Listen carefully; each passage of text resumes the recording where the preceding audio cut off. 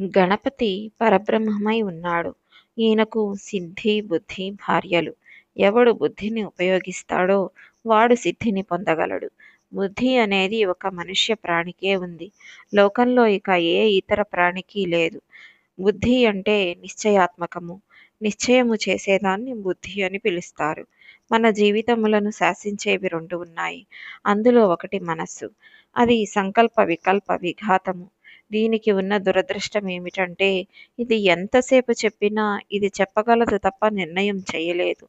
ఇది చాలా తెలివైన గుమాస్తా లాంటిది. నోటు ఫైలు రాయగలదు అంతే. ఆఖరు సంతకం పై అధికారి పెట్టాలి. అతడే బుద్ధి. మనసు చెప్పిన మాటలన్నింటినీ విని నిశ్చయము చేసేది ఏదైతే ఉన్నదో అది బుద్ధి. అందుకే మనం గాయత్రి చేసేటప్పుడు ధియో యోనః ప్రచోదయాత్ అని చెప్తాము. అమ్మా, నా బుద్ధిని ప్రచోదనము చేసెదవు కాక నిర్ణయం చేస్తూ ఉండు. ఎప్పుడూ నా బుద్ధి నీ వైపే ఉండేటట్టు, నీ పలుకే పలికేటట్టు నా బుద్ధిని నిర్ణయం చెయ్యి. ఇందులో హాయి ఉంది, ఇందులో సంతోషం ఉంది, ఇందులో ఆనందం ఉంది అని నిత్యం నా బుద్ధి చేసేటట్టు దానిని ప్రచోదనం చెయ్యి అని అడుగుతాడు. కాబట్టి బుద్ధి అనేది నిర్ణయాత్మకమైన శక్తి. బుద్ధి ఎటువంటి నిర్ణయం చేసి తిప్పితే దానిని బట్టే మీ కీర్తి. కొన్ని సందర్భాలలో బుద్ధి అక్కరలేని విషయాలకు వెడుతుంది.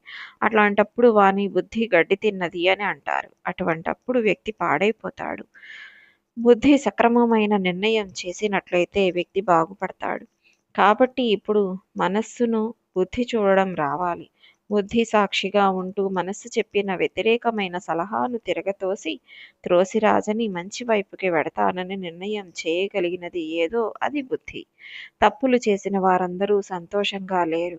ఆవేశంలో నిర్ణయములు చేసుకోవడానికి బుద్ధిని అలవాటు చేసేస్తే అది జీవితంలో ఎక్కడో అక్కడ ఒక ఆవేశపూరితమైన నిర్ణయమును తీసుకుంటుంది. ఆవేశమునందు నిర్ణయం చేయడం అన్నది అసలు అలవాటు లేకుండా మీరు చూడాలి. అందుకే ఉద్యోగంలో ఇచ్చేటప్పుడు నిర్ణయిస్తారు. ఆవేశంగా ఉంటాడా లేక కొంచెం ఆలోచన చేస్తాడా అనే విషయమును ఇంటర్వ్యూలో పరిశీలిస్తారు. పరమాచార్య స్వామి వారికి ఒక అలవాటు ఉండేది. ఆయన ఎదుటివాళ్ళు మాట్లాడుతూ ఉంటే మధ్యలో మాట్లాడరు. ఎదుటివాడు చెప్పేది శ్రద్ధగా ఎంతసేపైనా వినేవారు. వినిన తర్వాత వెంటనే ఆయన జవాబు చెప్పేవారు కాదు. ఈ విధానమును ఆయన జీవితాంతం అమలు చేశారు. ఎన్ని తక్కువ మాటలలో ఎంత ఉద్రేకం లేకుండా నేను దీనికి స్పష్టంగా రాజీ లేకుండా నా మనోగతమైన అభిప్రాయాన్ని ఆవిష్కరించగలను అని ఆలోచించేవారు. ముందు నవ్వేవారు. తర్వాత చాలా సూక్ష్మంగా మాట్లాడేవారు. తక్కువ మాటలను మాత్రమే వాడి జవాబు చెప్పేవారు. మీకు అది ఒక ఉపనిషత్తు. జీవితంలో అలా ఉండడం చాలా కష్టం. మనం లేచిన దగ్గర నుండి ఎన్నో పిచ్చి మాటలు మాట్లాడుతూ ఉంటాము. అలా మాట్లాడుతూనే ఉంటాము. ఇది ఒక ప్రమాదకరమైన పోకడ. అసలు మౌనంగా ఉండడం కానీ, ఒక గ్రంథ పఠనం చేయడం కానీ, ఒక సద్వస్తువు గురించి వివేచన చేయడం కానీ చెయ్యము. ధ్యానం చేయడం మనకి అలవాటు ఉండదు. మనం ఏదో ఒకటి అలా మాట్లాడుతూనే ఉంటాము.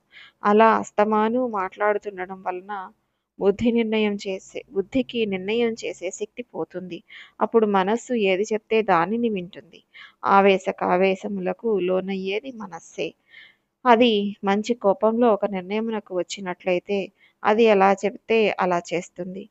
అలాంటి సమయంలో తప్పులు చేసేసి జీవితాంతం బాధపడిన వాళ్ళు ఎందరో ఉంటారు. అందుకే తప్పులు చేసిన వాళ్ళందరూ సంతోషంగా ఉన్నారని మనం అనుకోకూడదు. కొంతమంది తొందరపడి తమ పదవులకు రాజీనామా చేస్తారు. దాని ఫలితంగా జీవితాంతం విచారిస్తారు. కొంతమంది తొందరపడి ఎవరినో ఒక మాట అంటారు. జీవితాంతం విచారిస్తారు. ఒక దెబ్బ కొట్టినా క్షమింపబడుతుందేమో కానీ ఒక మాట మీరు తొందరపడి అనేశారంటే జీవితంలో మళ్ళీ ఇక మీరు వారిని కలవలేరు. మాట అత్యంత ప్రమాదకరం. మాట్లాడేటప్పుడు చాలా జాగ్రత్తగా ఉండాలి. ఇది దేనివల్ల వస్తుంది? నిర్ణయం చేసుకోవలసిన అవకాశం బుద్ధికి ఇస్తూ ఉండాలి. దానికి అవకాశం ఇవ్వాలి. అంతేకాక మీరు జీవితంలో ఎవరో ఒక పెద్దను నమ్మాలి. ఆయన మిమ్మల్ని పాడు చేయడని నమ్మాలి. మీరు నిర్ణయించిన తర్వాత కీలకమైన విషయములు కీలకమైన విషయములైనట్లయితే వారితో తిరిగి చర్చించి సరి అయిన నిర్ణయం తీసుకోవాలి. బుద్ధితో చేసిన నిర్ణయం మంచి కీర్తిని తీసుకువచ్చి తీరుతుంది.